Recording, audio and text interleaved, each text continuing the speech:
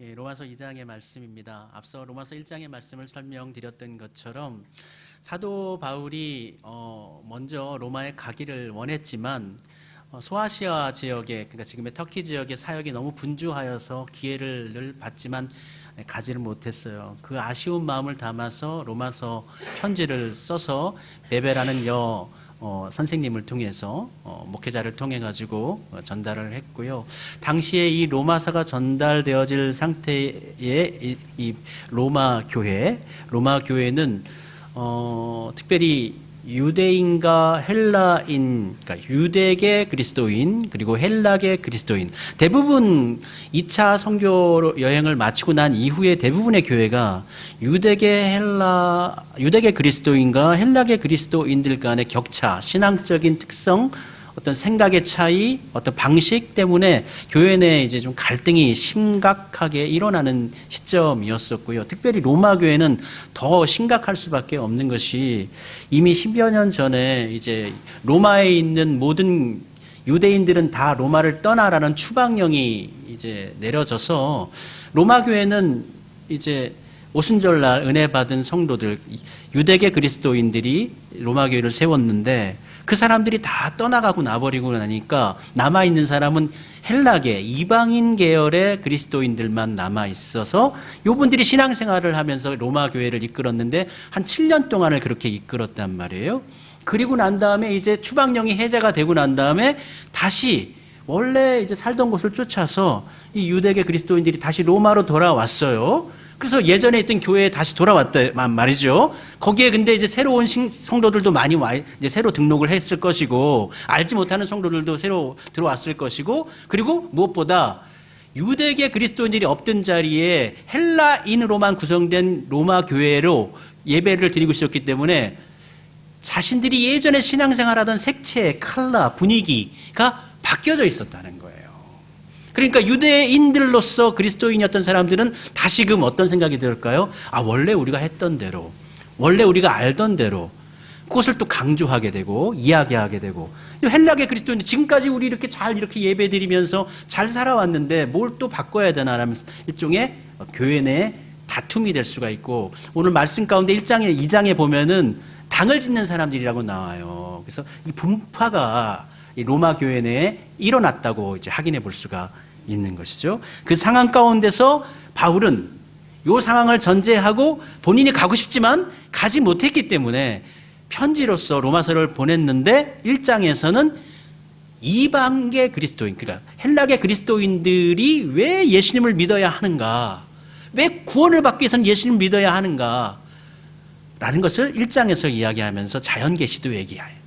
그러나 그러한 것으로는 하나님의 온전한 진리를 알 수 없다라고 이야기하죠.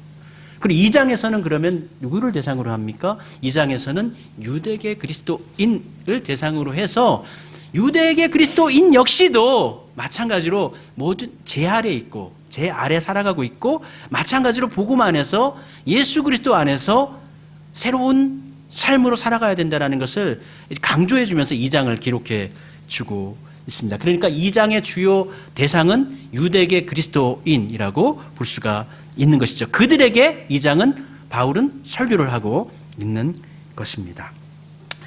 그들이 가지고 있는, 유대계 그리스도인이 가지고 있는 특성, 아직까지 이분들이 예수님을 믿고 있지만 지금 우리 현대교회처럼 현대교회 우리 그리스도인들이 가지고 있는 신앙적인 체계가 그들에게 바로 잡혀져 있지 않았어요. 이들이 가지고 있는, 유대계 그리스도인들이 당시에 가지고 있는 세 가지 특성이 있는데, 첫 번째는 할례가 언약의 표시라는 것. 할례를 받은 것으로 말미암아 이미 우리는 구원의 백성이 되었다라는 것을 그들은 인정을 했습니다. 하나님은 이 할례라는 표식을 통해 언약을 되새기게 하시는 거예요. 언약을 기억하게 하시는 거예요. 구원의 표징이 사인이 되게 하시는 거예요. 그런데 이것이 사인이지 표징이지 구원의 확증은 아닙니다. 할례 받았다고 구원받는 거 아니에요. 세례 받았다고 구원받습니까? 그렇지 않죠. 우리 개신교의 논리는 그렇지 않아요. 가톨릭은 달라요. 가톨릭은 어떻게 해요? 영세 받지 않으면, 세례 받지 않으면 구원받지 못해요. 그래서 지금 막 환자가 아파 누워 있는데, 그런데 이제 이분이 교회 갈 수가 없어요. 세례를 근데 못 받았어요. 그럼 어떻게 합니까? 그 소식을 전해드린 신부님은 빨리 그냥 성찬 그 기웃고 찾아가갖고 어떻게 해요? 돌아가시기 전에 세례 해야 되는 거예요. 영세해야 되는 거예요. 안 그러면 그 사람 지옥 가요. 그게 교리입니다. 그러나 우리 개신교는 어떻습니까? 세례 못 받아도 구원 받을 수 있습니까? 없습니까? 구원 받을 수 있어요. 다만 신앙생활을 하기에 있어서 성숙해지기 위해서 당연히 질서를 따라서 세례를 받는 것이 유용하고 좋고 당연히 해야 할 일입니다. 그러나 세례 자체가 구원의 전제 조건은 아니라는 거예요. 그런데 이 유대인들은 할례를 받았음으로 말미암아 내 육신의 할례를 받음으로 말미암아 우리는 벌써 이미 구원의 확증이 되었다라고 믿고 있었다는 거예요.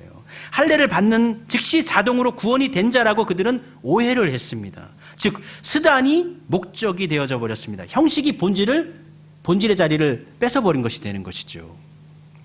그리고 두 번째로는 율법의 소유입니다. 그들은 율법을 소유한 민족이다. 율법을 소유한 사람이다. 특별히 하나님께서 선택하셔서 우리에게 율법을 주셨다라고 생각을 했습니다. 유대인들은 하나님에게 선택되어 먼저 은혜를 받은 민족이죠. 모세의 율법과 구약 성경은 그들에게 하나님의 뜻을 가르쳐주는 하나의 나침반과 같은 것이었습니다. 그러나 시간이 지나면서 그들은 이 율법을 소유했다, 율법을 알고 있다, 율법을 들었다라는 것을 통해서 자신들의 자랑거리로 삼았어요. 율법을 우리도 신앙생활을 하다 보면은 내가 성경을 이렇게 많이 알아. 내 성경의 내용 또 하나님의 말씀이 이런 거야라는 것을 아는 것을 자랑으로 여기네. 성경의 지식을 자랑을 해요. 성경의 지식이 우리를 구원시키는 건 아니에요. 성경에 우리 아이들의 이제 공과를 보면 예전에 계단식 공과를 보면 창세기로부터 해서 쭉 그 성경의 이야기를 체계적으로 계단별로 하나하나 사건별로 다 이야기하고 누가 누구를 낳고 누가 어떤 일을 했고 그러면 어떻게 해요? 성경에 있는 내용을 알고 있는 것만으로 굉장한 신앙심이 깊은 것으로 물론 일리가 있습니다. 일리가 없는 건 아니에요. 그만큼 사모하는 마음으로 하나님의 말씀을 읽고 그것을 외우기 위해서 노력을 했다라는 거니까 그 마음의 가치를 훼손하는 건 아닙니다. 부정하는 것은 아닙니다. 그러나 그것을 아는 것 자체가 나의 자랑거리가 돼서는 안 되는 거예요. 근데 유대인들은 우리가 율법을 이미 소유했고 가지고 있다라는 것만으로 이미 다른 민족, 다른 사람들보다 우월의식을 가졌어요. 우리는 율법을 이미 알고 있습니다. 하나님의 율법을 이미 알고 있습니다. 그런데 오늘 본문 말씀 가운데 앞서 13절에 보면 바울은 이렇게 이야기합니다. 유대인들에게 하나님 앞에서 율법을 듣는 자가 의인이 아니요 오직 율법을 행하는 자라야 의롭다 하심을 얻으리니. 그래서 유대인들에게 너희들 율법을 알고 있다고 자랑하지 말아라. 율법을 행하는 사람이 의인이, 율법을 아는 사람이 의인이 아니라는 거예요. 우리 그리스도인도 마찬가지입니다. 기독교인도 마찬가지입니다. 성경을 많이 알고 있는 것이 의인이 아닙니다. 성경의 말씀을 실천하여 잘 선행하여 행하는 사람, 하나님의 사랑을 실천하는 사람, 하나님 사랑, 이웃 사랑을 나누는 사람, 그 사람이 어떻게 하나님 보시기에 의로운 자가 되는 것입니다. 그리고 세 번째로는 이분들이 가지고 있는 선민의식. 여전히 유대인들은 지금도 선민의식을 가지고 살고 있지요. 이 선민의식을 가지고 잘못된 방향으로 흘러가 버렸습니다. 하나님은 유대인들을 열방 중에 거룩한 백성으로 부르셨습니다. 선택받았다라는 것이죠. 근데 이 하나님께서 선택하셨다라는 이 직분적 책임감에 민감을 했어야 되는데 이 사람들은 이 직분을 받았다, 선택됐다는 민족적인 우월감에 빠져들었습니다. 그 결과 우리는 선택받았으니까 안전하다. 우리는 하나님께서 선택하셨으니까 하나님은 무조건 우리 편이다. 하나님은 어느 민족보다 우리를 더 사랑하신다. 이러한 어떤 종교적인 우월의식, 특권의식을 유대인들이 가지고 있었어요. 근데 이러한 의식을 같은 공동체 안에, 같은 교회 안에 이방인들이 있는데 유대인들 그룹이 당을 지어가지고 이러한 생각으로 똘똘 뭉쳐 있는 거예요. 그럼 그 교회가 연합이 될 수가 있겠어요? 그 교회가 하나가 될 수 있겠어요? 그 교회가 하나님 사랑으로 연합해가지고 정말 하나님 뜻하신 예수님께서 말씀하신 대로 세상 끝날까지 온 유대와 사마리아 땅끝까지 이르러 내 증인이 되라 하신 그 말씀을 증거할 수 있겠습니까? 힘있게 증거할 수 있겠습니까? 그런데 이것이 단순하게 바울 사도의 가르침만은 아닙니다. 구약 성경에도 이미 그들에게 말씀해 주셨습니다. 신명기 10장 16절에 보면 너희는 할례를 받되 어디에 받으라고요? 마음의 할례를 받으라 그랬습니다. 육신의 할례 받은 거에 대해서 얘기하고 있지 않아요. 레위기에서 4장 4절에는 이렇게 말씀하십니다. 할례 받지 않은 마음을 버려버려라. 할례 받지 않은 마음. 몸은 이미 할례 받은 사람들이에요. 그런데 몸 할례 받은 거 외에 마음의 할례를 받지 않았으면 그걸 버려버려야 된다. 그 마음을 새롭게 해야 된다. 가르쳐주고 있는 것이죠. 요엘서 2장 13절에는 이렇게 말씀하고 있습니다. 너희는 옷을 찢지 말고 너희의 마음을 찢어라. 육신에 보여지는 것을 통해서 어떤 신앙적인 모습을 드러내려고 하지 말고, 뭐 그것도 나쁜 건 아니에요. 그것도 중요한 겁니다. 그러나 더 중요한 것은 뭐냐? 너희 마음을 찢는 것이 하나님 앞에 통회하는 것, 진정으로 하나님에 대한 갈망과 어떤 그 하나님을 따르지 못하는 그 어떤 한탄, 그 아픔, 그러한 마음을 가지고 살아라. 그렇게 구약에서도 이미 이야기하고 있는 것이죠. 그러나 유대인들은 외적 어떤 변화에는 매우 풍성했지만 내적인 변화는 그렇게 풍성하지 못했습니다. 그렇기 때문에 심판을 받았고 나라가 망했고 또 바벨론으로 포로로 유수를 당하기도 했던 것이죠. 율법은 하나님의 백성이 살아가는 삶의 기준입니다. 하나님을 사랑하고 이웃을 사랑하는 실천의 토대 위에 그 아래에서 예수 그리스도를 드러내는 그림자 역할을 하는 것이죠. 예수 그리스도의 그림자 역할을 하는 것이 율법입니다. 율법은 의를 얻기 위한 사다리가 아니라 죄를 깨닫게 하고 예수 그리스도로 인도하는 길잡이가 되는 것입니다. 그런데 이 본래의 목적을 잃어버리고 율법 자체를 알고 있고 율법 자체를 우리 민족에게 하나님께서 허락해 주셨다라는 소유권, 이러한 개념으로 그들이 받아들이니까 신앙이 굉장히 어떻게 율법적, 형식적 틀로 일종의 종교적으로 고착되어져 버리게 되는 것입니다. 예수님께서도 이와 같은 유대 종교 지도자들 바리새인들에게 계속 말씀하셨잖아요. 마가복음 7장 13절에 이렇게 말씀하셨습니다. 너희의 전통으로 하나님의 계명을 깨뜨리느니라. 그러니까 율법을 가지고 하나님의 말씀을 깨뜨린다. 율법은 하나님께로 더 나아가게 하고 하나님을 더 사랑하게 만드는 것이 그 인도자가 되는 것이 율법인데, 근데 그 율법을 통해 가지고 하나님께 나아가는 것을 못 나가게 만들고 하나님 사랑하는 것을 더 못 사랑하게 만들다. 그렇게 예수님께서 말씀해 주고 있는 것이죠. 그들은 전통과 율법을 강조하면서 신앙의 겉모양, 그래서 규례들을 강조하죠. 안식일 규례라든지 또 코셔, 그러니까 음식이 굉장히 중요합니다. 왜냐하면 하루에 3번 음식을 먹잖아요. 유대인들은 아침 저녁으로 먹었는데 음식이라는 걸 통해서 굉장히 어떤 삶의 어떤 형식이 바뀔 수가 있거든요. 그러한 어떤 규정 하나들을 만들면서 본질로 나아가지 못하고 형식에 고착시키는 신앙생활을 하게 된다라는 것입니다. 이들이 이렇게까지 더 심하게 예수님 당시에 이르러서는 더 심한 형식주의에 빠져버리게 되어지는데 그 이유 중에 하나가 이제 바벨론 포로기 이제 586년 나라가 망하고 성전이 불타버리고 난 후에, 그 전까지는 이제 성전 중심으로 신앙생활했는데 이제 성전이 없어져 버렸고 또 포로로 살기 때문에 자유롭게 신앙생활 할 수가 없죠. 뭐 예배를 드릴 수가 없죠. 그러니까 어떻게 해요? 예배당에 못 가도 성전에 못 가도 각 가정에서 하나님의 말씀 따라 잘 살아갈 수 있도록 지도를 해줘야 된단 말이에요.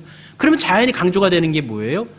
각 가정에서도 율법을 강조하게 되는 거예요. 형식과 틀을 강조하게 되는 것이죠. 그래서 이후에 유대, 물론 이제 다시 또 가나안 땅으로 돌아와서도 뭐 할례라든지 앞서 말씀드린 코셔, 음식에 대한 규례라든지 특별히 안식일 규정에 대해서는 매우 세세적으로 39개조의 조항까지 만들면서 할 것과 하지 못할 것을 만들어 놓고요. 요것 자체를 통해서 하나님을 만나도록. 근데 일반적인 종교학에서도 그렇습니다. 본질이 훼손될 때, 본질이 망가질 때에 형식이 강조가 됩니다. 형식이 더 많이 만들어집니다. 많이 만들어질수록 벌써 신앙이 어떻게 해요? 종교화되어졌다라고 볼 수가 있는 것이죠. 그래서 예수님 당시에 보면은 거기도 분파가 있잖아요. 바리새파 같은 경우에는 어떻습니까? 율법의 형식을 강조하잖아요. 사두개파 같은 경우에는 성전 제사를 강조하고, SNF파 같은 경우에는 아예 그냥 일반 사회생활 안 하면서 구별된 생활, 아침부터 저녁까지 철저한 어떤 구도자의 입장에서, 수도자의 입장에서 삶을 강조합니다. 이러한 것들을 통해서 어떻게 해요? 하나님께로 나아가는 것이죠. 그런데 오늘 본문의 로마서에서 2장에서 바울은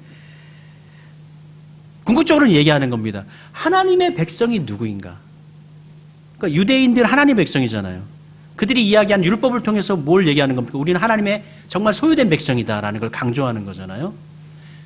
이 로마서 2장을 통해서 진짜 하나님의 진짜 유대인, 참 유대인, 그러니까 이면적인, 표면적인 겉으로 드러난 유대인이 아니라 진짜 이면적인 유대인, 참 유대인. 요즘 별로 우리 그리스도인들은 진짜 그리스도인, 진짜 하나님의 백성, 하나님의 자녀는 누구인가라는 것을 이제 2장에서 이야기해 주는 것이죠. 그런데 하나님의 백성은 혈통이 아니에요. 할례 받았다고 이스라엘 아브라함의 후손이라고 혈통이 아니에요. 우리가 혈통으로 따지면, 혈통으로 우리가 구원을 받는다면 여기 중에서 구원받을 사람은 아무도 없어요. 여러분 아브라함의 자손 아니에요. 여러분 한민족 대한민국 사람이에요. 구원은 그런 걸로 받는 것이 아닙니다. 구원은 믿음으로, 성령의 새롭게 하심으로, 예수 그리스도의 은총 안에서 하나님께로 나아가는 선물입니다. 율법을 갖고 있다고 의로운 것이 아닙니다. 율법을 소유했다고 의로운 것이 아니라 율법을 나의 삶을 통해서 드러냄을 통해, 그 율법 자체가 아니라 그 율법에 인도하는 예수 그리스도가 우리 안에 드러날 때, 향기로 번질 때에 우리는 하나님의 자녀로 인정받을 수가 있는 것이죠. 실제적으로 아브라함의 자손이 있죠. 아브라함에게는 이삭이라는 아들이 있었고 이스마엘이라는 아들이 있었습니다. 이스마엘도 할례를 받았습니까? 안 받았습니까? 이삭보다 먼저 받았잖아요. 할례를 받지 않았습니까? 할례를 받았으나 이스마엘은 약속의 백성이 아니었어요. 야곱의 형제 에서도 할례를 받았습니다. 그러나 그는 언약의 백성에 들지 못했습니다. 그러니까 할례를 받는다고 유대인들은 할례 받았으면 다 구원받는다. 이게 정의인데, 일종의 정의인데, 구약성경 보면은 그렇지 않아요. 할례 받았다고 구원받지 못한 사람들 많아요.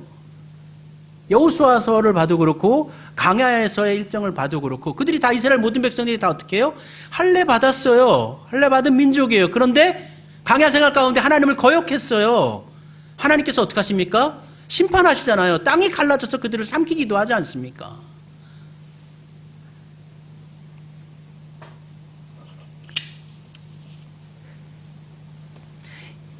외적인 형식, 제도, 그거 자체를 무시할 수는 없습니다. 매우 중요합니다.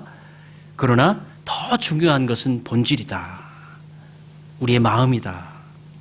그것은 다른 사람은 몰라도 누가 압니까? 우리 스스로는 압니다. 스스로 나는 압니다. 그리고 또 누가 아십니까? 하나님은 아십니다. 그래서 오늘 본문 마지막 말씀에 보면은 칭찬을 받는데 우리를 칭찬해 주시는 분이 누구냐? 사람이 아니라는 거예요. 마지막 29절에 보면은 하나님께서 칭찬이 오는 거예요. 그걸 누가 아셔요? 하나님이 우리를 아시고 나도 알고 있어요. 이면적 유대인의, 사실 그 이면적 본질적인 유대인의 보편화, 이게 바로 뭐예요? 초대교회에 초석이 된 겁니다.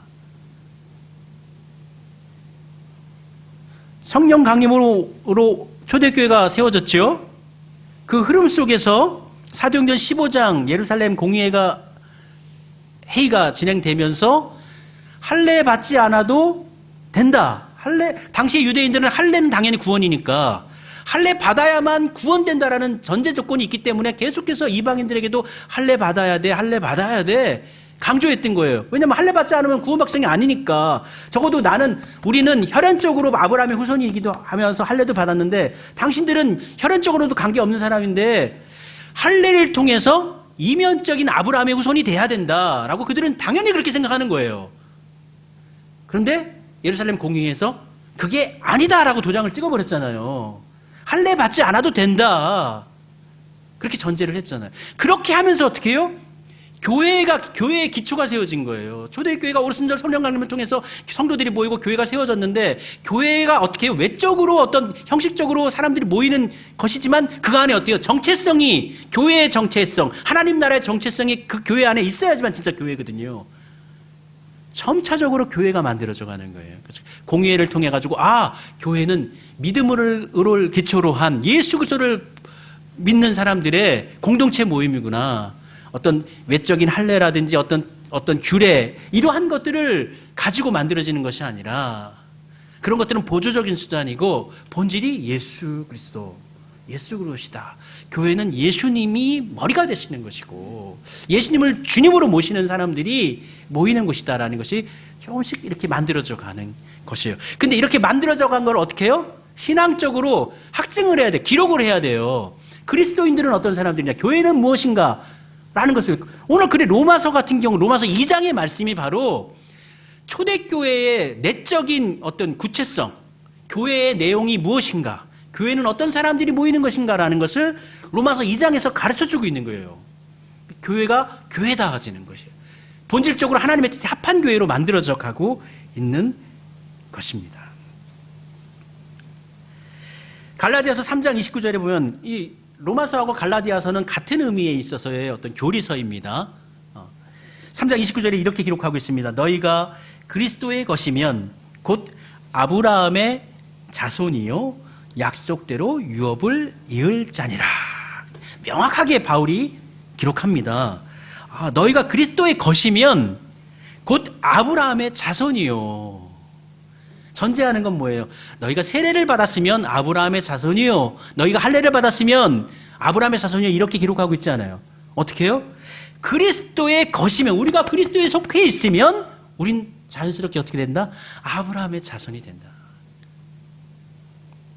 그러면 약속대로 아브라함이 받았던 그 유업 있잖아요. 하나님 나라의 유업, 그 유업이 우리에게도 이어진다는 거예요. 약속대로 유업을 이을 자니라, 이렇게 기록하고 있습니다. 근데 오늘 본 말씀 앞절에 2장 앞절에 보면 당시 로마 교회 유대의 그리스도인들의 모습이 기록되어져 있는데, 여러분 한번 나중에 2장을 읽어보십시오. 좀 좋지 않은 모습들을 기록해주고 있어요. 어떤 모습이냐면은, 겉으로는 19절과 20절에 보면 이런 자부심을 그들이 갖고 있어요. 맹인의 길을 인도하는 자, 그러니까 유대인들이 어떤 자느냐, 하나님께 선택된 사람들이란 말이에요. 유대인들이에요. 유대인들은 맹인의 길을 인도하는 자요, 어둠에 있는 자의 빛이요, 율법에 있는 지식과 진리의 모범을 가진 자로서 어리석은 자의 교사요, 어린아이의 선생이라 스스로 믿으니. 유대인들 그렇게 스스로 믿었다는 거예요. 야, 우리는 선생님이야. 저 이방인들, 하나님 알지 못하는 백성들을 내가 가르쳐야 돼. 우린 율법을 받았잖아. 율법을 가르쳐야 될 선생님이야. 그렇게 스스로 믿고 있었어요. 이러한 자부심이 있었어요. 그런데 바울이 보기에는 도둑질 하지 말라는 율법을 가르치는 너희가 도둑질을 하고 있고, 간음하지 말라고 가르치면서 스스로는 간음하고 있고, 하나님의 말씀을 따르라면서도 하나님의 말씀을 따르지 않고 있는 모습을 보인다는 거예요. 우리가요 조심해야 할 것은 이겁니다. 먼저 된 자들이 조심할 건 이거죠. 특별히 교사된 자들은 그거예요. 교사가 가르칩니다. 교사가 가르치면 가장 누구를 먼저 가르쳐야 되는 거예요? 다른 사람을 가르쳐야 되는 거예요? 아니에요. 누구를 먼저 가르쳐야 되는 거예요? 자기 자신을 먼저 가르쳐요. 자기 스스로를 먼저 가르치는 사람이 되어져야 되는 거예요. 나 자신을 설득하지 못하면 다른 사람을 설득할 수가 없죠. 일종의 그 티칭 기술을 전할 수는 있지만, 가르칠 수는 있지만, 내용을 알려줄 수는 있지만, 그것이 교사로서의 사명감, 정체성을 바로 드러내는 것이라고는 볼 수가 없는 것이죠. 21절에 다른 사람을 가르치는 네가 자신은 왜 가르치지 않느냐. 그러니까 유대인들은 내가 율법을 가지고 있고 가르치는 일만 하면 이미 구원을 받는다라는 전제가 있기 때문에 그런 거예요. 율법을 내 속에 소유하고 있기 때문에 율법의 가르침대로 행하지 않더라도, 소유만 하고 있더라도, 알고만 있어도, 우리 그리스도인들도 마찬가지. 예수님 알아요. 하나님 알아요. 성경의 내용 알아요. 아는 게 우리를 살립니까? 우리를 하나님께로 인도합니까? 하나님을 우리가 구원받게 합니까? 그 알을 사랑으로 보여주었을 때. 그러니까 아는 것 자체는 알아야 일단 실천할 수 있으니까 전제 조건이에요. 알지 못하면 실천할 수가 없어요. A가 있어야 B가 갑니다. B가 있어야 C가 될 수가 있어요. 단계가 있는 거예요. 1단계, 2단계, 3단계. 그러면 아는 건 뭐예요? 1단계, 1단계. 1단계는 구원의 완성이 아니죠. 구원을 이루어가는 첫 번째 단계예요. 첫 번째 단계에서는 어떻게 해요? 두 번째 단계로 나아가야 되는 거고, 세 번째 단계에서는 어떻게 해요? 두 번째 단계는 세 번째로. 그러니까 예수님 만나고 변화되어지고, 그 다음에 또 성화되어지고, 영화되어지고, 이게 우리의 삶 속에서 예수 그리스도를 영화롭게 하는 은혜가 우리의 삶 속에서 드러나야 되는 것이죠.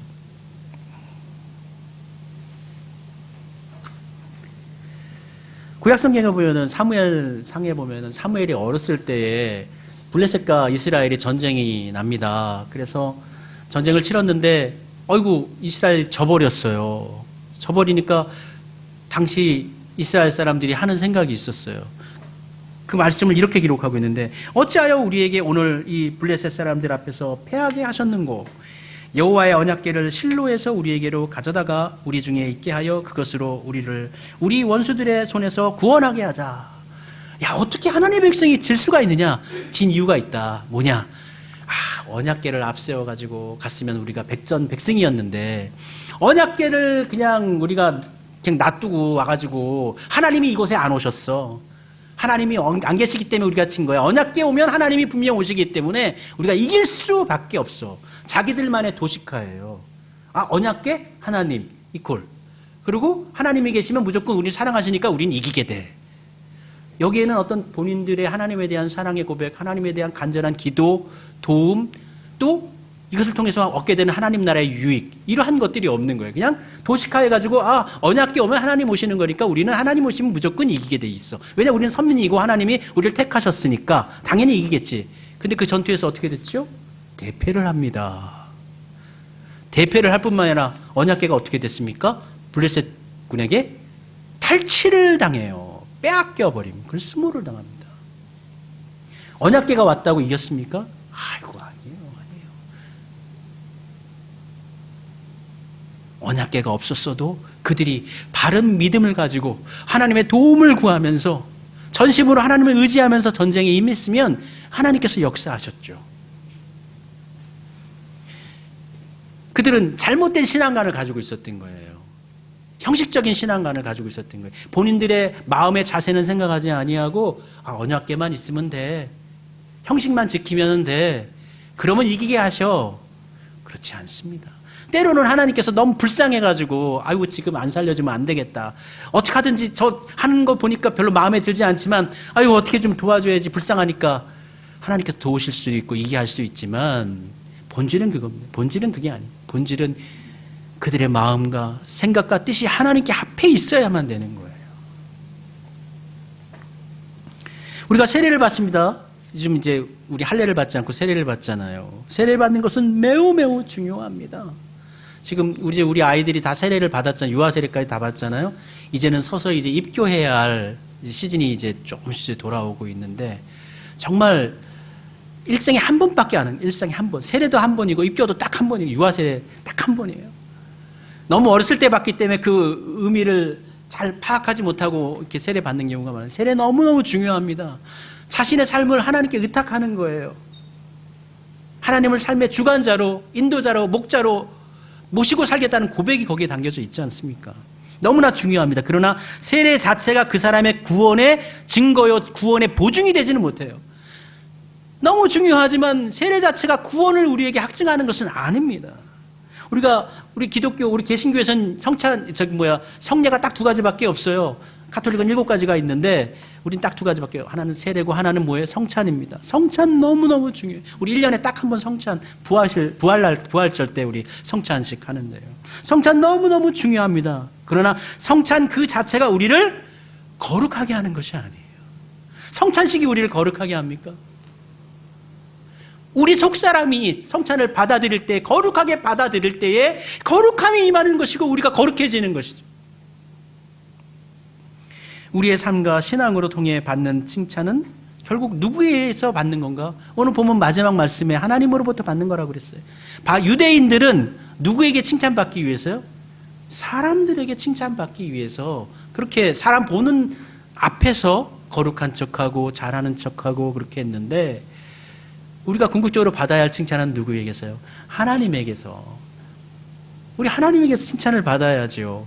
하나님에게서 칭찬받아야죠. 나중에 우리 하나님 만나면 하나님께 칭찬받아야 하지 않겠습니까? 우리 모두 다 칭찬받아야 되지 않겠습니까? 하나님께서 품에 안아주시면서 참 힘든 세월을 잘했다, 잘 살았다, 믿음을 지키느라가 애썼다, 수고했다. 너 그리고 이거 어려운 상황에서도 네가 이런 교회를 섬기면서 이러한 어려운 일도 하고 힘든 일도 하고 사람들을 이끌고 정말 잘했다.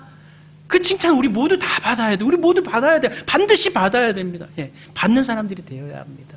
그 칭찬은 누구에게서? 하나님으로부터 받는 것이지 우리 사람에게서 받는 거. 사람에게서 받는 거 기분 좋긴 하죠. 기분 좋습니다.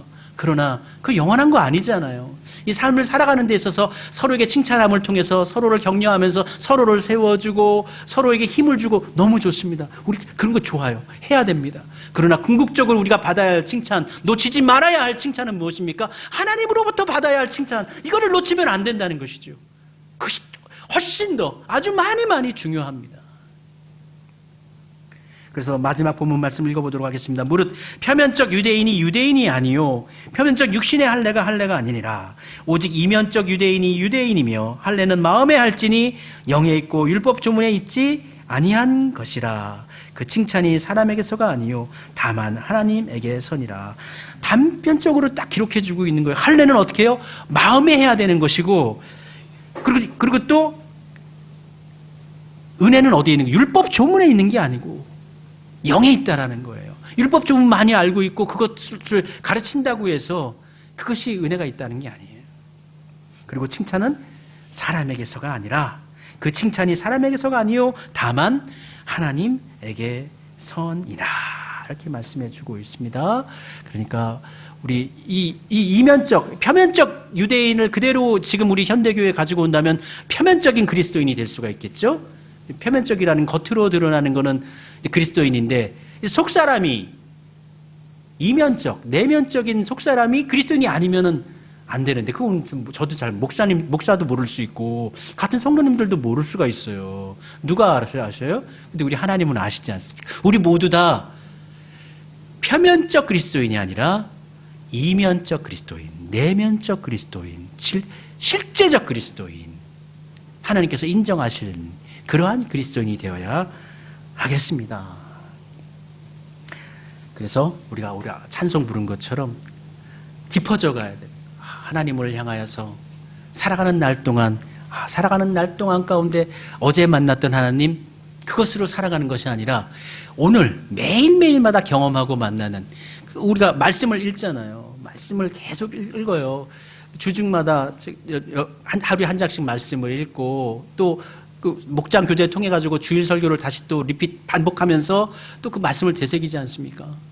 제가 개인적으로는요, 성경 교재를요, 성경 가르치는 교재를요, 얼마나 많이 세미나를 많이 너무나 예전에 부목사 생활할 때 한 10년 동안 월요일마다 세미나를, 왜 담임 목사님들이 왜 이렇게 세미나를 많이 가는지 저는 운전하면서 같이 따라다니면서 저도 같이 참여했거든요. 그러니까 대한민국에서 유명하다는 세미나는 정말 다 들었어요. 그 덕에 공짜로 많이 배웠어요.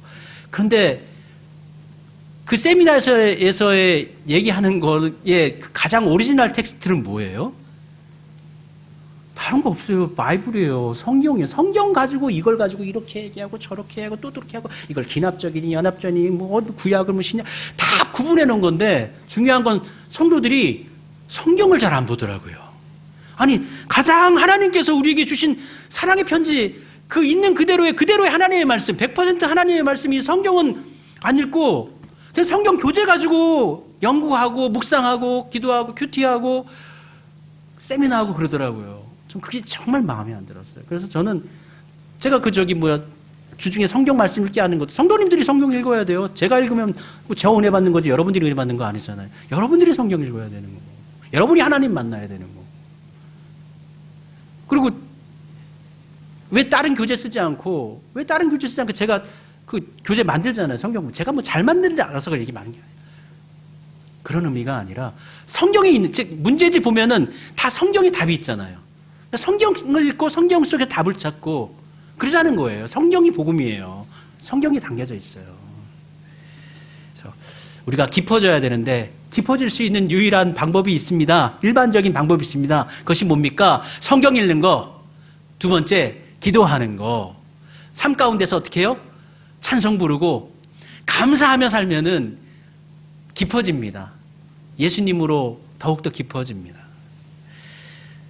그래서 로마 교회 유대교 그리스도인들에게 바울이 오늘 편지한 건데, 이면적인 유대인이 되라. 진짜 유대인이 되라. 말씀하신 것처럼 우리들도 참 그리스도인, 진짜 그리스도인, 우리 하나님께서 인정해 주시고 칭찬해 주실 만한 복된 그리스도인의 삶으로 우리 나아가도록 합시다.